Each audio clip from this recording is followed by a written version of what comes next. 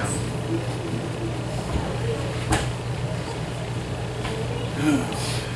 I hope you'll continue to pray this morning. Help him speak a few words and try to give time to these other brothers. Satisfy your heart. Yeah.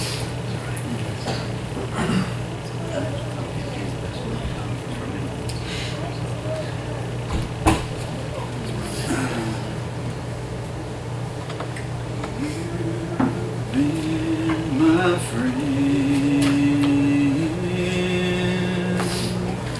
for so long,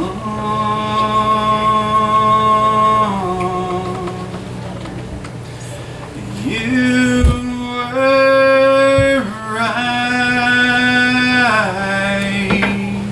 and I was wrong. I can't repay all the love you've given me. You were my friend when no one cared. I was alone, but you were there. Lord, you're the best thing that's ever happened to me. I owe it all to you, Lord. All I have is yours, Lord. Take my life and make me what you'd have me be. I'm your child and you're my father. I'm the clay and you're the potter. Lord, you're the best thing that's ever happened to me. Now when my time has come to go and I must leave all troubles here below, when I hear the angels gently calling me as I leave this world below, you'll hear me shouting as I go. Lord, you're the best thing that's ever happened to me.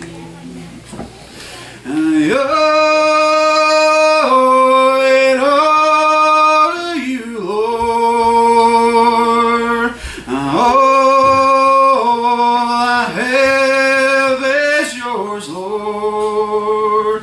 Take my life and make me what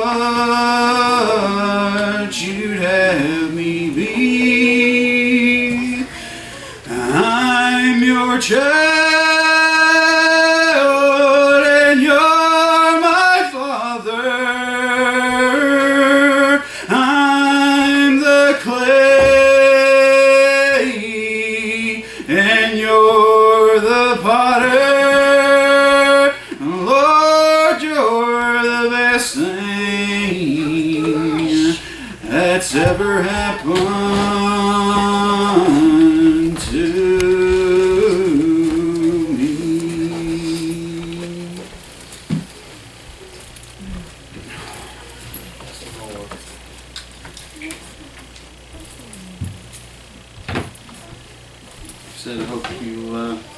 you'll continue to pray. Remember that little prayer list we had this morning. Remember all those that are in the path of that hurricane. It sounds like, I haven't seen anything this morning, but it sounds like it's gotten stronger. We were down on the coast and there was a lot of talk about it. A lot of people saying, well, it's just going to run straight into Florida, might hit a little bit of Georgia, but now it seems like it's coming on up. Yep. It's very easy to look out at this world and see the problems, just like we have on this prayer list here, to see all the prayers we're asking for all these different people, and how we can say, well, it's happening to them. You don't expect it to happen to you, but just like that. All the silliness of this world, all the pain of this world, all the different things that we try to steer away from, they find their way into our lives. And if it's not a natural thing, you know, the devil, he's hard at work. I feel like every single day. Does his job well. He works on me quite a bit. He does. And you know, there was a time when I thought that once I became a child of God, he'd leave me alone a little bit. It seemed like he's putting in a lot of overtime. He's working a lot harder, and it's not the image that we have this world give everyone, the little man with the pitchfork and disgusting looking and little demons running around, whatever, what have you. No, it's the glamorous things of this world. It's the pretty things of this world. You know, and it was prevalent here this weekend when I'm down there and see them getting ready for a wedding, and the custom that we have now, the way we socially interact with each other and stuff now, it's not very godly at all.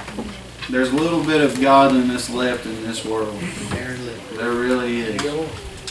Even though the Christian number is probably pretty high, it's very easy to say that you're a child of God. It's very easy to claim it because you were raised that way, or your grandfather was, or your mom and dad was. I hear that often. Especially when people hear recordings from our church and stuff like that. It reminds me when I was younger. It reminds me of when I was growing up. And you know, it's just like when I went down with that preacher and he started praying, and he got up off his knees after saying a prayer and said, well, congratulations, you've been saved. Listen, it has to do with you. It don't matter what Granny done or what your papa done. It don't matter what your mom and dad did. You know, it's up to you. It don't. It's not. You and God. You know, if it was the prayers of my grandparents and their grandparents before them, I wouldn't have to do anything. But listen, it's up to you here today. It's inside of here, and the storms, I'm telling you, they're going to keep coming. They're going to keep pounding. The waves are going to keep going over your head. But I'm telling you, there's a man that came over 2,000 years ago that could speak to those winds and make them hush. He could calm that water just by, he could just speak to it if he wanted to. That's the man I'm trying to tell you about here today. You know, I thought I have a little bit of a filter that I was given when I was younger, and I didn't think much of it until here recently, how I can tell who reads their Bible and who doesn't, how I can tell who knows a little bit about what I'm trying to tell you about here this morning. We were there at the little rehearsal dinner, and we came up to a guy and we told him my name was Shadrach, and he called me every name in the book, trying to figure out what my name was. At one time he called me Shaft, and he called me Chad. He couldn't get my name down, but you know, all that did was trigger something in my head. He don't know, he's never heard the name, but there's some people, just like when Shiloh was here, there ain't a single one of them that calls me Shad. They all call me Shadrach. And most of your children of God, listen, when they find out that my name's Shadrach, that's what they call me. There was a time when I was younger when I used to be so mad all the time at my grandfather because he's the one who named me. And I would be in class with the Michaels, with the Johns, with your the names that are always, it seems to be like you would have 3 or 4 of them in each class, but I had a name that nobody could pronounce. Listen, but now I'm awful thankful that I can take that name of mine, listen, and I can use something so small to determine how big my load's going to be. If they call me by Shadrach, maybe there's not a lot of work I got to do there, and maybe there's already some fellowship I can build upon, but when they can't understand my name and they can't pronounce it, I know there's some work I got to do, and there's a light that I got to shine. And you know, it sounds silly, but I'm starting to notice it quite a bit. And the Shiloh brothers, when they were here, it was itching me to death to want to get up and preach because it seemed like every single one of them, they started talking about those Hebrew boys. Listen, one would preach about it, and then another would come up and he would add to it, and then the next one would come and add to it.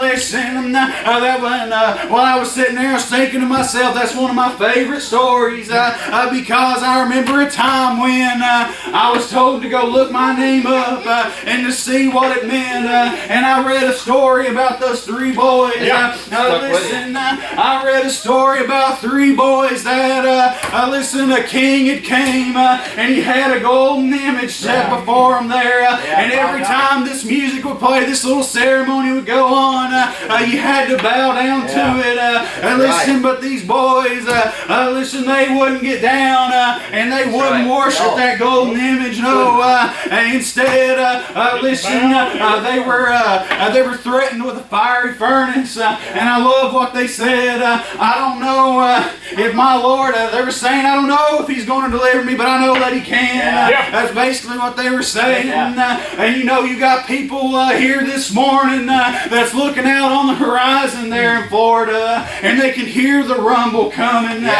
Listen, a lot of them's had plenty of time to take off and evacuate, but I'm hoping that those that are left behind, those that are watching those waters get a little choppier, I'm hoping they're praying to my God here today, not that He will deliver them, but that He's able to. Listen, we take a lot of it for granted, and just like when those brothers were preaching, it was driving me crazy. They kept talking about putting them in the fire there. And you know, all I wanted to say was when they threw them into that fire, we don't read about when Jesus stepped into that fire with them. We don't read about after they threw them in, He stepped on in, or that He snuck around the back of that furnace. No, when they threw Him into that fire, He was already there. And before that storm comes here today, when it hits the Bahamas or wherever it's going to hit first, listen, people are quick to blame God for the storm.